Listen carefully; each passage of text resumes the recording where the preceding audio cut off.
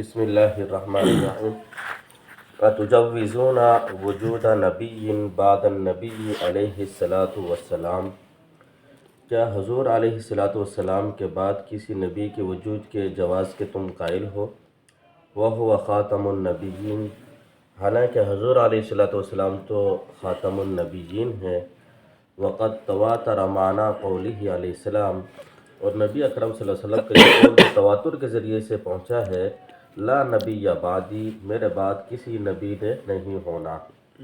فعلیہ انعقد الاجماع، اور اسی بات پر اجماع بھی منعقد ہے کہ حضور آخری نبی ہیں، آپ کے بعد کوئی نیا نبی پیدا نہیں ہوگا۔ وکیف رأیکم فی من جوز وقوع ذلک مع وجود هذه النصوص، تمہاری کیا رائے ہے ایسے شخص کے بارے میں جو اس بات کو جائز قرار دیتا ہو ان نصوص کے باوجود، یعنی قرآن پاک اور یہ احادیث ہونے کے باوجود پھر بھی وہ شخص کہتا ہو کہ نبی کا وجود ہو سکتا ہے حضور کے بعد، ایسے شخص کے بارے میں تمہاری کیا رائے ہے؟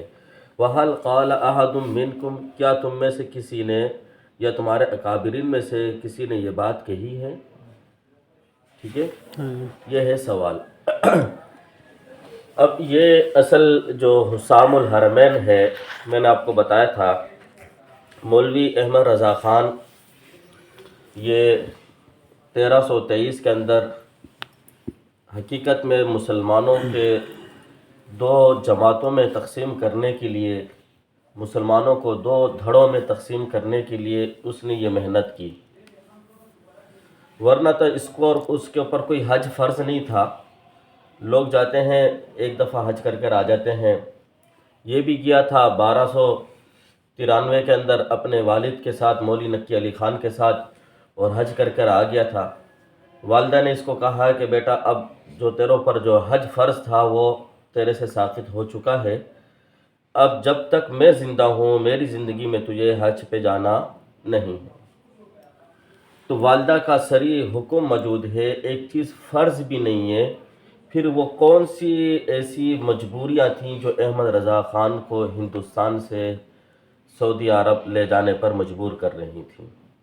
وہ صرف یہی مجبوری تھی کہ جو پیچھے سے ایک اس کو دیا جا رہا تھا کہ آپ نے مسلمانوں کے اندر ان کی قوت کو کمزور کرنا ہے، مسلمانوں کو مختلف فرقوں کے اندر چھوٹی چھوٹی جماعتوں میں تبدیل کر دینا ہے، یہ ایک جو اس کو ڈیوٹی دی گئی تھی، یہ اپنی ڈیوٹی کو پورا کر رہا تھا۔ یہی وجہ ہے کہ اس نے اس طرح کی کتابیں بھی لکھی کہ انگریز کے خلاف جہاد کرنا کوئی ضروری نہیں ہے، یہ دارالاسلام ہے، ہندوستان کیا ہے؟ دارالاسلام ہے۔ جبکہ مولانا شاہ ولی اللہ محدث دہلوی رحمۃ اللہ علیہ سے انگریز کے خلاف جہاد کرنے پر فتوے جاری ہو چکے تھے، شاہ عبدالعزیز محدث دہلوی رحمۃ اللہ علیہ نے فتویٰ جاری کر دیا تھا، اور دیگر علماء نے بھی جو ہے اس پر فتوے دیے ہیں۔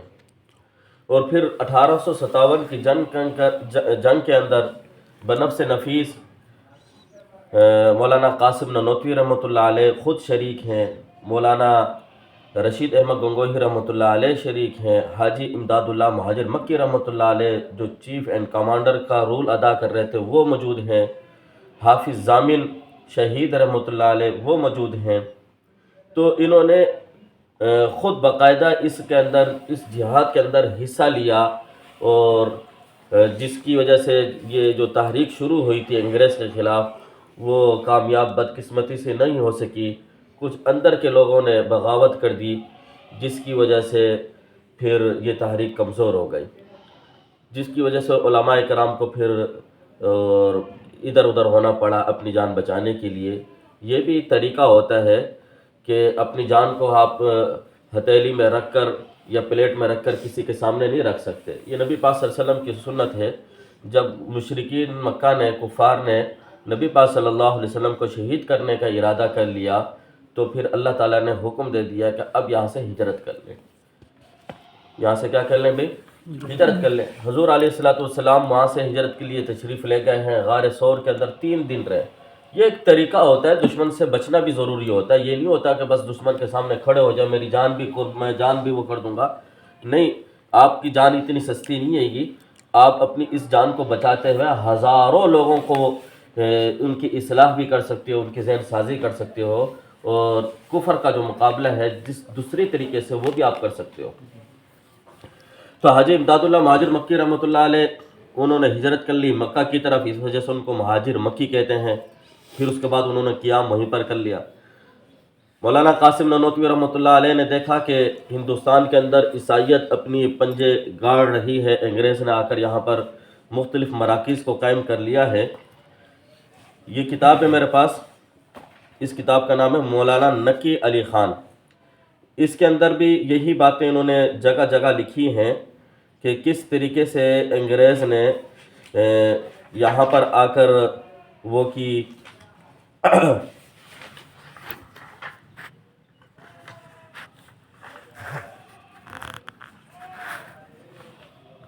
کتاب ہے مولانا نقی علی خان، مولوی احمد رضا خان کے باپ کی حیات زندگی کے اوپر یہ کتاب لکھی ہوئی ہے۔ اس کے اندر بھی یہی باتیں موجود ہیں کہ ہندوستانی عوام ایسٹ انڈیا کمپنی کی چالوں کا شکار ہوئے۔ یہ ایسٹ انڈیا کمپنی یہ انگریز کی تھی، وہ آئی تھی یہاں تجارت کی غرض سے ہندوستان کے اندر، اور مغلیہ حکومت برائے نام رہ گئی۔ جو اسلامی حکومت مغلیہ بادشاہوں کی حکومت چل رہی تھی وہ برائے نام رہ گئی۔ انہوں نے پورے ہندوستان پر قبضہ کر لیا، اور انگریز اپنی اصلی غایت حاصل کرنے کے لیے سرگرم ہو گئے۔ ان کا اصل مقصد ہندوستان پر اقتدار جمانا تھا۔ انہوں نے ہندوستان پر اقتدار جمانے کے لیے کہیں علاقائی منافرت کا بیج بویا تو کہیں مذہبی تعصب کو ہوا دی، تاکہ ہندوستانی عوام فکری طور پر منتشر ہو جائیں۔ اگر اس عبارت کو آپ تھوڑی سی دوبارہ توجہ سے سنیں گے تو سمجھ میں آئے گی آپ کو۔ انہوں نے ہندوستان پر اقتدار جمانے کے لیے، انگریز نے ہندوستان میں اقتدار جمانے کے لیے کہیں علاقائی منافرت کا بیج بویا، جیسے ہمارے ہاں ہے کہ یہ سندھی ہے، یہ پٹھان ہے، یہ بلوچی ہے، علاقائی منافرت کا بیج بویا، تو کہیں مذہبی تعصب کو ہوا دی، مذہبی تعصب کو ہوا دی تاکہ ہندوستانی عوام فکری طور پر منتشر ہو جائیں۔ چنانچہ انہوں نے بہت ہی مکاری کے ساتھ مختلف مذاہب کے درمیان حد و رقابت پیدا کرنے کے لیے سیاسی چالیں چلی، یعنی یہ سیاست ان کی، یہ انگریز کی سیاست تھی کہ کسی طریقے سے مسلمانوں کی قوت کو کیا کر دیا جائے بھائی، کمزور کیا جائے، ان کی قوت کو توڑ دیا جائے، اور اس نے سیاسی چالیں چلی ہیں۔ خود کتاب والا لکھ رہا ہے، ہم نہیں لکھ رہے، اور ان کی اپنے مسلک کے بندہ ہے جو لکھ رہا ہے یہ باتیں۔ حتیٰ کہ اس نے آگے چل کے لکھتا ہے کہ ایک طرف تو انہوں نے ہندو مذہب کے تحفظ و بقا کے نام پر ہندوؤں کو سرگرم کیا، تو دوسری جانب مسلمانوں کو ہندوؤں سے بدظن کرنے کے لیے غلط افواہوں کا سہارا لیا۔ راجپوتوں کو مرہٹوں کو جاٹوں سے بھڑایا۔ ہندوستانی سماج میں انتشار پیدا کرنے کے بعد انہوں نے، اب یہ جو انتشار پھیل گیا نا، مختلف لوگوں کو مختلف جماعتوں میں بانٹ دیا کہ ہم راجپوتی ہیں، کسی نے کہا ہم جٹ قوم کے ہیں، کسی نے کہا ہماری قوم فلاں، ان کو قوموں کے اندر تقسیم کر دیا۔ ایک تو یہ کام کیا۔ نمبر 2، اس نے کیا کیا، اس کے بعد انہوں نے عیسائیت کی تبلیغ کے لیے مختلف مراکز قائم کر دیے۔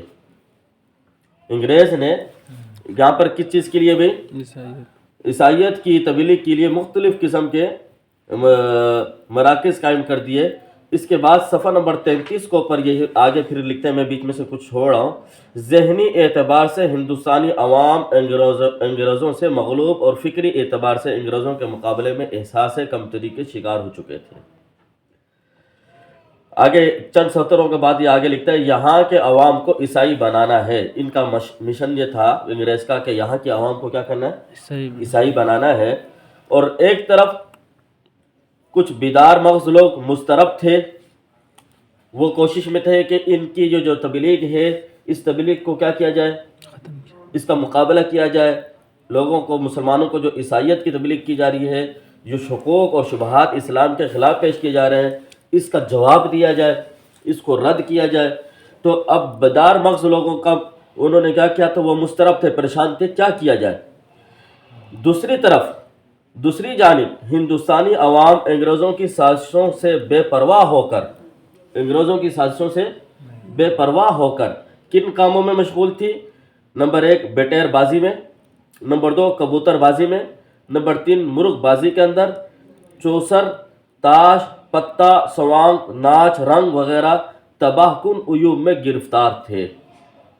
ایک طرف جو بیدار مغز لوگ تھے وہ یہ چاہتے تھے کہ ہم کوئی ایسی علمی مراکز قائم کریں، ہم مسلمانوں کے عقائد نظریات کا تحفظ کریں۔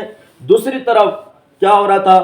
بٹیر بازی میں لگے ہوئے، کبوتر اڑانوں میں لگے ہوئے، کتے لڑانے میں لگے ہوئے، کتے ریچھ کا وہ مقابلہ کرنے میں لگے ہوئے، یہ سارے ہو رہے ہیں۔ یہ کتاب والا خود لکھ رہا ہے، میں نہیں لکھ رہا۔ اب میں تھوڑی سی اس کی تشریح کرتا ہوں۔ جب یہ صورتحال تھی ہندوستان کی 1857 کے بعد، تو اس وقت مولانا قاسم نانوتوی رحمۃ اللہ علیہ نے اس بات کو محسوس کیا، افرادی قوت ہمارے پاس نہیں ہے، ہم چند لوگوں نے مل کر جہاد کا آغاز کیا تھا، یہ تحریک بھی کامیاب نہیں ہوئی، یہی مسلمانوں کے اندر غدار پیدا ہو جاتے ہیں جو کچھ لالچ پیسوں کا لے کر غداری کر دیتے ہیں۔ ہمیں یہاں سے اب ان کا مقابلہ جو کرنا ہے، چونکہ عیسائیت پھیل رہی ہے اور یہ شکوک اور شبہات مسلمانوں کے دلوں کے اندر ڈال رہے ہیں، یہ مسلمانوں کے اوپر آئے دن کوئی نہ کوئی اعتراض ہو رہا ہے اسلام کے اوپر۔ اب یہیں سے کسی فرد کو، یہاں سے افراد کو تیار کیا جائے جو عیسائیت کا مقابلہ کر سکے، جو عیسائیت کے سامنے آ کر کھڑا ہو جائے، جو صد باب کا جو وہ ادا کرے، رول ادا کرے۔ تو مولانا قاسم نانوتوی رحمۃ اللہ علیہ نے 1867 کے اندر دارالعلوم دیوبند کی بنیاد رکھ دی۔ سمجھ گئے بات کو؟ مقصد کیا تھا؟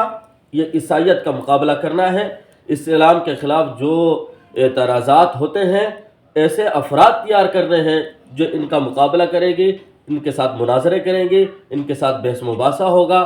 آج آپ نے دیکھا ہندوستان کے اندر مکالمہ ہوا ہے، کون تھا بھائی؟ مقصد کے لیے اپنے مدرسے کی بنیاد رکھی تھی، آج بھی وہ مقصد وہاں سے سامنے آ رہا ہے۔ ایسے افراد نکل رہے ہیں، مفتی یاسر ندیم، ٹھیک ہے، واجدی، آپ ان کو دیکھیں، یہ تو دارالعلوم دیوبند کے فاضل ہیں، تو وہ اسی محاذ پر کام کر رہے ہیں اور اسی چیز کو انہوں نے محسوس کیا ہوا ہے۔ اور 2 دن پہلے کا ان کا جو بیان ہے، مولانا قاسم نانوتوی رحمۃ اللہ علیہ نے جس مقصد کے لیے بنیاد رکھی تھی، وہ مقصد آج بھی ہمیں نظر آ رہا ہے، ہم اس مقصد کو بھولے نہیں ہیں۔ تو ایک طرف تو یہ ہو رہا ہے، دوسری طرف عوام کیا کر رہی ہے؟ کبوتر بازی میں لگی ہوئی ہے، بٹیر میں لگی ہوئی ہے۔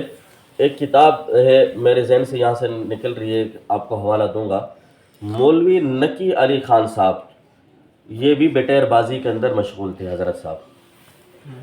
یہ تو تعریف لکھ رہا ہے نا یہاں پر، تو پوری اس کی سوانے پر لکھی ہوئی ہے، لیکن آدھی ادھوری باتیں یہ لوگ نقل کرتے ہیں۔ اتنی بات تو انہوں نے اعتراف کر لیا، ایک طرف جو ہے بیدار مغز لوگ مسترب تھے اور دوسری طرف جو ہے ہندوستانی عوام کس میں مشغول تھی؟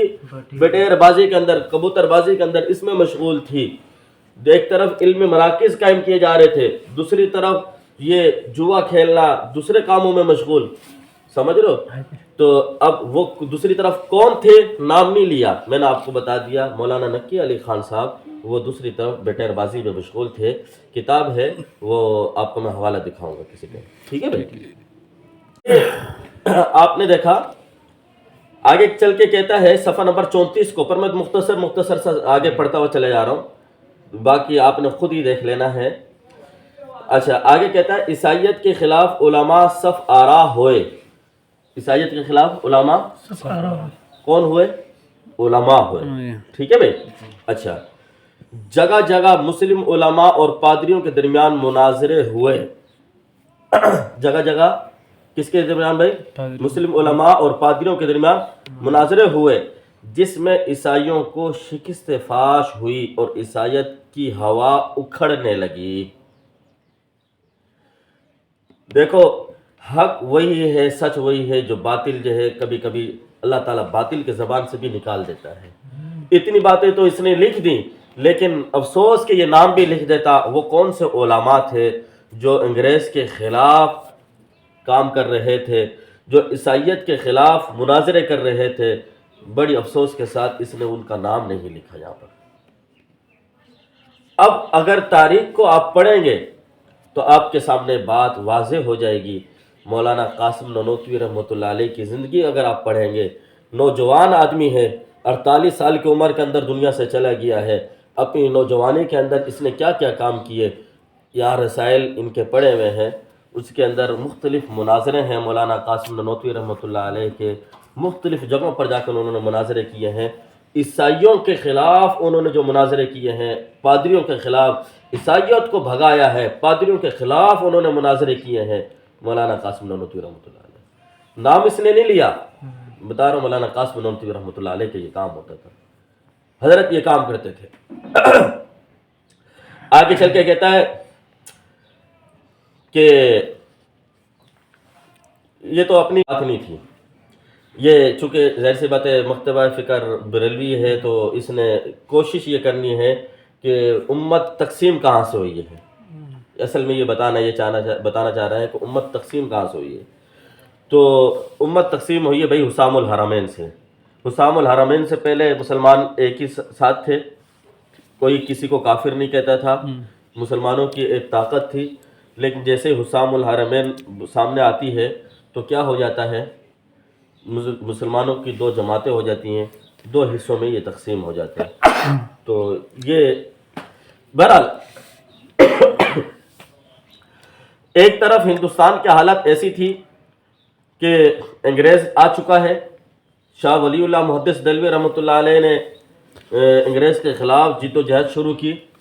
شاہ ولی اللہ محدث دہلوی رحمۃ اللہ علیہ کے فرزند ارجمند شاہ عبدالعزیز محدث دہلوی رحمۃ اللہ علیہ جو آپ کی مسند پر بیٹھے، اور انہوں نے فتویٰ جاری کیا انگریز کے خلاف جہاد کرنا فرض ہے، انگریز کے کسی بھی ماتحت رہ کر نوکری کرنا حرام ہے، انگریز کی ملازمت نہیں کر سکتے۔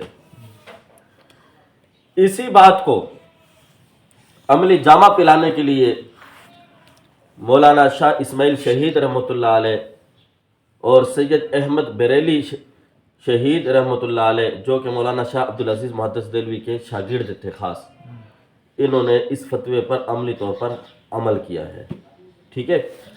اور دوسری طرف شاہ اسماعیل شہید رحمۃ اللہ علیہ، جنہیں دنیا سے کوئی تعلق نہیں تھا، جنہیں دنیا کو بالکل چھوڑ دیا تھا، حالانکہ شاہ اسماعیل شہید رحمۃ اللہ علیہ مولانا عبدالعزیز محدث دہلوی رحمۃ اللہ علیہ کے بعد ان کی سیٹ پر، ان کی مسند پر بیٹھ سکتے تھے، اتنی قابلیت تھی، آرام سے بیٹھ جاتے، چندے نذرانے ملتے رہتے، کہیں جانے کی ضرورت نہ ہوتی۔ لیکن شاہ اسماعیل شہید رحمۃ اللہ علیہ کو چونکہ دنیا کے طالب نہیں تھے، دنیا چاہتے ہی نہیں تھے، تو انہوں نے اپنے علاقہ دہلی کو چھوڑ کر یہ جہاد کا سفر شروع کیا۔ آپ کو پتہ سفر کے یا تو گرمی میں ہوتا یا سردی میں، گرمی میں سفر ہو تب بھی تکلیف دہ ہے، سردی میں ہو تب بھی تکلیف دہ ہے۔ شاہ اسماعیل شہید رحمۃ اللہ علیہ اپنے گھر کو چھوڑ کر، اپنی اولاد کو چھوڑ کر، اپنی بیوی بچوں کو چھوڑ کر مسلمانوں کی اجتماعی خوشی کو دیکھنے کے لیے کہ مسلمانوں کے اوپر جو ایک ظلم ہو رہا ہے ان کو ظلم سے بچانے کے لیے اپنے گھر کو چھوڑ دیا۔ مجھے اپنی بیوی کو نہیں دیکھنا، مجھے پوری امت کو دیکھنا ہے، مجھے اپنے بچے کو نہیں دیکھنا، مجھے اپنے مسلمانوں کے بچوں کو دیکھنا ہے، ان کے ساتھ کیا ظلم ہو رہا ہے۔ تو شاہ اسماعیل شہید رحمۃ اللہ علیہ نے ایک تو یہ جہاد کیا، اس سے پہلے شاہ اسماعیل شہید رحمۃ اللہ علیہ نے اصلاحی بیانات شروع کر دیے اور اس پر ایک کتاب لکھی۔ ہندوستان کے اندر دیکھا کہ یہاں کے مسلمان ہندوؤں کے ساتھ رہتے رہتے کچھ عادتیں ہندوؤں والی ان کے اندر آ گئی ہیں کہ ہندو عورتیں وہ ایک روزہ رکھتی ہیں سال میں، اور اس کا مقصد یہ ہوتا ہے کہ شوہر کی زندگی بڑی ہو جائے، لمبی ہو جائے۔ تو مسلمان عورتوں نے بھی دیکھا دیکھی کے اندر روزہ رکھنا شروع کر دیا، ہمارے شوہروں کی بھی زندگی کیا ہو جائے، لمبی ہو جائے۔ جب یہی بات کس نے لکھی ہے؟ یہ بات مجدد الفسانی رحمۃ اللہ علیہ نے لکھی ہے، ابھی نہیں لکھی، یہ تو شاہ اسماعیل سے بھی پہلے لکھی ہے، شاہ ولی اللہ محدث دہلوی سے پہلے لکھی ہے۔ شاہ مجدد الفسانی رحمۃ اللہ علیہ کا زمانہ تو بہت پہلے کا، ان سے کئی سالوں پہلے کا آئے گا۔ وہ لکھ رہے ہیں کہ ہندوستان کے اندر مسلمان عورتوں کے اندر یہ بات آ چکی ہے کہ مسلمان عورتیں بھی ہندوؤں کو دیکھ کر کیا کرتی ہیں، روزہ رکھتی ہیں۔ جب ان سے پوچھا جاتا ہے کہ آپ نے آج روزہ کیوں رکھا، تو یہ کہتے ہیں کہ ہم نے بی بی فاطمہ کے نام کا آج روزہ رکھا ہے. یہ جھوٹ بولتی ہیں مسلمان لیکن جھوٹ بولتی ہیں. کیوں؟ اس لیے کہ یہ روزہ انہی دنوں میں کیوں رکھتی ہیں جن دنوں میں ہندو عورتیں رکھتی ہیں. تو پتہ چلا مسلمانوں کے اندر، مسلمان عورتوں کے اندر بھی وہ چیزیں جو ہندوؤں کی رسمیں تھیں وہ آہستہ آہستہ آنا شروع ہو گئی. کوئی مزاروں پہ جا رہا ہے، کوئی مزاروں کا طواف کر رہا ہے، کوئی قبروں کا طواف کر رہا ہے، کوئی مرغے لے کر جاتا ہے، کوئی گائے بکری لے کر جاتا ہے، مزاروں پر جا کر ذبح کر رہا ہے، نذرانے پیش کر رہا ہے. شاہ اسماعیل شہید رحمۃ اللہ علیہ نے یہ جو شرک آ چکا تھا امت کے اندر، اس شرک کو ختم کرنے کے لیے ایک کتاب لکھی جس کا نام تھا تقویۃ الایمان. کتاب کا نام کیا ہے بھائی؟ تقویۃ الایمان. 1825 کے اندر شاہ اسماعیل شہید رحمۃ اللہ علیہ نے یہ کتاب لکھی. 1830 کے اندر تو شاہ اسماعیل کی وہ شہادت ہو گئی، 5 سال کے بعد شہادت ہو گئی. یہ کتاب لکھی، کتاب سامنے آئی. شاہ اسماعیل شہید رحمۃ اللہ علیہ کا مطمع نظر کیا ہے؟ مسلمانوں کے اندر جو شرک اور بدعات اور جو رسومات ہیں وہ ختم ہو جائیں. اب شاہ اسماعیل شہید رحمۃ اللہ علیہ نے یہ کتاب لکھ دی. اس کتاب کے اوپر مخالفین، علماء کے اندر مخالفین بھی ہوتے ہیں، کیونکہ علماء کے اندر ایک چیز، ایک بیماری لازمی ہوتی ہے. وہ کیا ہوتی ہے بھائی؟ حسد. وہ کیا ہوتی ہے بھائی؟ حسد. واقعہ مشہور ہے نا، امام غزالی رحمۃ اللہ علیہ نے دیکھا شیطان کو کہ وہ اپنے جو ہے خچر کے اوپر بہت سارے بورے بھر کے جا رہا ہے. تو پوچھا کہ یہ کیا چیز ہے؟ اس نے کہا یہ فلاں چیز ہے، یہ فلانی بیماری ہے، یہ بغض ہے، یہ عداوت ہے، یہ کینہ ہے، یہ فلانی چیز ہے. تو پوچھا کہ یہ کیا چیز ہے اتنے سارے بوروں میں؟ کہا کہ یہ حسد ہے، منڈی لے کے جا رہا ہوں. کہ اس کا بھی کوئی خریدار ہے؟ کہا جی بالکل ہے. کون خریدتا؟ کہا علماء خریدتے ہیں اس کو تو علماء ہاتھوں ہاتھوں لے لیتے ہیں. یہ تو ایسی چیز ہے کہ جو ختم منٹوں میں ختم ہو جاتی ہے، یہ پہلے سے بک ہو چکی ہے، اس کو علماء لیتے ہیں. تو شاہ اسماعیل شہید رحمۃ اللہ علیہ، شاہ عبدالعزیز محدث دہلوی رحمۃ اللہ علیہ کے خاص بھتیجے بھی ہیں، شاگرد بھی تھے. اور دوسری طرف مولانا فضل حق خیر آبادی، یہ بھی شاہ عبدالعزیز محدث دہلوی رحمۃ اللہ علیہ کے خاص شاگردوں میں سے ہیں. اور کلاس فیلو بھی تھے، ایک ساتھ پڑھا بھی ہے. کلاس میں پڑھا بھی ہو، آپ لوگ ایک ساتھ ہو، بعض دفعہ کہتے ہیں امین کو بولو، امین کو بولو، امین کے ساتھ یہ کرو. کلاس فیلو ہوتا ہے تو کلاس میں پھر ایک دوسرے ساتھیوں کے ساتھ کیا ہوتا ہے؟ ایک مقابلہ بازی بھی ہوتی ہے، سب کچھ ہوتا ہے، اس طرح ہوتا ہے. اب شاہ اسماعیل شہید رحمۃ اللہ علیہ نے جب یہ کتاب لکھی، چونکہ یہ کتاب اصل میں شرک اور بدعات کے خلاف تھی. یہ کتاب کس کے خلاف تھی؟ شرک اور بدعات کے خلاف لکھی گئی تھی کتاب. تو شرک اور بدعات کے اندر جو لوگ مبتلا تھے، جو اس بیماری میں مبتلا تھے، تو ظاہر سی بات ہے ان کو تکلیف تو ہونی تھی نا. انہوں نے پروپیگنڈا شروع کر دیا. حالانکہ تقویۃ الایمان کو اگر کوئی آدمی یقین کرے، اس کا صفحہ شروع کا جو ہے نا، اس کا نام کا صفحہ پھاڑ دیا جائے. میں چیلنج کے ساتھ کہتا ہوں، آپ کسی عام آدمی کو بھی دے دیں کتاب، اس کا اوپر سے نام ہٹا دیں اور کہیں کہ یہ کتاب پڑھیں، ایک صفحہ پڑھیں اور پڑھنے کے بعد کہیں کہ بتائیں اس کے اندر کوئی خرابی ہے. ایک باب پڑھنے کے لیے اس کو دے دیں اور کہیں کہ یہ پڑھ کر مجھے بتائیں اس کے اندر کوئی خرابی ہے. وہ آپ کو کوئی خرابی نہیں دکھائے گا. صرف میں کہہ رہا ہوں ایک صفحہ. جبکہ بریلویوں نے شاہ اسماعیل شہید رحمۃ اللہ علیہ کی اس کتاب کا کوئی ایک صفحہ خالی جانے نہیں دیا جس کے اندر کفر کا فتویٰ نہ لگایا ہو. ایک صفحہ خالی جانے نہ دیا جس کو پر کفر کا فتویٰ نہ لگایا ہو. میں ایک دن بیٹھا تھا دارالفتاح کے اندر، ایک شخص آیا اور اس نے آ کر سلام کیا. اس کے ساتھ اس کا ایک نوجوان بیٹا بھی تھا. تو اس نے آ کے کہا کہ میں نے پوچھا جی خیریت؟ کہ وہ بلایا ہے اے سی ٹھیک کرنے کے لیے آیا ہوا. محترم صاحب کا وہ اے سی خراب تھا گھر کا، تو اس کو بلایا تھا. تو وہ دفتر میں بیٹھ گیا آ کر. تو میں نے کہا چلو میں اطلاع دے دیتا ہوں، آپ بیٹھ جاؤ جب تک یہاں پر. دفتر میں وہ بیٹھ گئے. اتفاق سے میرے سامنے ایک کتاب موجود تھی، تقویۃ الایمان. اچھا، اس نے آ کر جیسے ہی بیٹھے نا، باپ بیٹا تھے، بیٹا بھی جوان تھا ماشاءاللہ سے، تقریباً اس کی عمر ہوگی 21-22 سال ہوگی. اور باپ بھی اتنی زیادہ عمر کا نہیں تھا، وہ بھی ہوگا 45 سال کی عمر کا ہوگا تقریباً. تو اس کے باپ نے مجھ سے پوچھا کہ یہ کس کا مدرسہ آئے گا؟ دیوبندیوں کا یہ کس کا آئے گا؟ تو اہل سنت کا ہے دیوبندیوں کو یوں کر کے پوچھا، تو میں نے کہا کہ یہ علماء دیوبند کا اہل سنت دیوبند کا اندر سے ہوگا. چپ ہو گیا. میں سمجھ گیا کہ اس نے جو انداز میں پوچھا ہے، جس طریقے سے نام لیا ہے نا، یہ ہمارا جو دوسرے بھائی ہیں ان کا ہے، یہ ہمارا نہیں ہوگا. میں نے اس سے پوچھا آپ لوگ ٹھیک ہے، خیریت سے ہیں؟ تھوڑا سا حوال وال کر پوچھنے کے بعد تقویۃ الایمان کا میں نے ایک صفحہ دے دیا، وہ ایک جگہ سے کھول کر اس کو میں نے دے دیا. میں نے کہا کہ یہ آپ پڑھیں اور پڑھنے کے بعد مجھے بتائیں کہ کیا لکھا ہے انہوں نے. اردو میں کتاب لکھی ہوئی، بالکل آسان ہے. اس نے پڑھا. پڑھنے کے بعد میں نے اس سے سوال کیا کہ اس صفحے کے اندر کوئی بات ہے قابل اعتراض؟ یہ بات صحیح لکھی انہوں نے ساری؟ تو مجھے کہتا ہے کہ ساری باتیں صحیح لکھی ہیں. میں نے پھر اس کو کہا کہ آپ بریلوی مسلک سے تعلق رکھتے ہو؟ کہ ہاں. میں نے کہا کہ آپ کے جو بریلوی حضرات ہیں نا، وہ آپ کے علماء، انہوں نے اس صفحے کے اندر 3 سطریں ایسی ہیں جن کے اوپر 3 مرتبہ کفر کا فتویٰ لگایا ہے. آپ اس طرح کریں، دوبارہ ایک دفعہ پڑھیں اس کو. وہ مجھے بتائیں وہ کون سی قابل اعتراض بات ہے جس کے اوپر انسان کافر ہو جائے گا. اس نے دوبارہ اس کو پڑھا. پڑھنے کے بعد اس نے کہا نہیں. اب اس کا باپ جو ہے نا تشویش میں مبتلا ہو گیا. وہ بچہ پڑھ رہا تھا، لڑکا 22 سال کی عمر ہے اس کی، وہ پڑھتا، باپ بھی سنتا. باپ نے کہا مجھے دکھاؤ. باپ نے خود پڑھا. تو اس نے کہا کہ مولانا صاحب اس کے اندر تو کوئی ایسی بات نہیں ہوگی.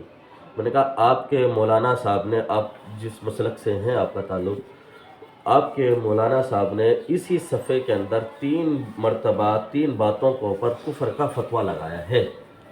آپ خود بتائیں کہ اس میں کفر کا فتویٰ لگ سکتا ہے؟ تو میں نے یہ نہیں بتایا کون کون سی عبارت کے اوپر، کون کون سی جگہ کے اوپر. تو کہنے لگا نہیں، اس میں تو ایسی کوئی بات ہی نہیں ہے کہ جس میں ہم. میں نے بولا یہ آپ کو پتہ ہے میں نے آپ کو کیا پڑھنے کے لیے دیا تھا؟ کہہ رہا نہیں. میں نے یہ تقویۃ الایمان ہے جو شاہ اسماعیل شہید رحمۃ اللہ علیہ نے لکھی ہے. یہ تو خیر اس کو پھر بھی نہیں پتہ تھا کہ تقویۃ الایمان کیا چیز ہوتی ہے. بس ان کو یہ پتہ ہوتا ہے کہ نبی کا خیال اگر نماز میں آ جائے تو کہتا ہے کہ نماز ٹوٹ جاتی ہے، گدھے بیل کا خیال آ جائے تو نہیں ٹوٹتی.